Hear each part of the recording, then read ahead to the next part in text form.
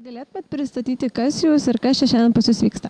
Labai malonu, esu Renata Tamkun iš Socialinės komunikacijos instituto studentų atstovybės. Šiandien organizuojam tradicinę šventę Socdei ir tai yra irgi grandiozinė šventė, kadangi atvažiuoja 90 gabių vaikų koncertuoti ir atvažiuoja 110 vaikų iš vaikų globos namų ir dienos centrų.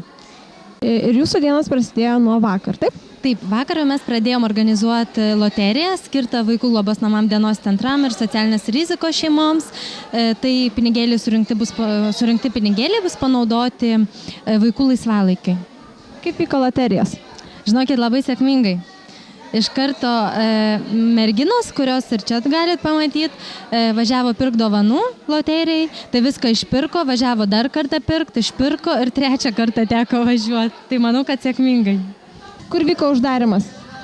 Uždarimas vyksta Tarantino klube, vis dar vyksta. Ir manau, kad truks iki ryto. Tai būtų Trakų gatvė 2, jeigu domina adresas. O kas koncertuoja? Koncertuoja Freaks on Floor ir Cent to Cent. Ar tai yra kasmetinis renginys? Taip, čia yra jau tradicija tapęs renginys, yra nuo 2004 metų jau vyksta. Šiemet jau vyksta 5 metus. Ar sulaukite daug palaikančių žmonių ateinant į jūsų renginį? Iš tikrųjų taip, kiekvienais metais vis skirtingi rėmėjai. Ir šiemet, kai yra toks sunkmetis, tai tikėjomės, kad rėmėjų iš vis nesurinksim.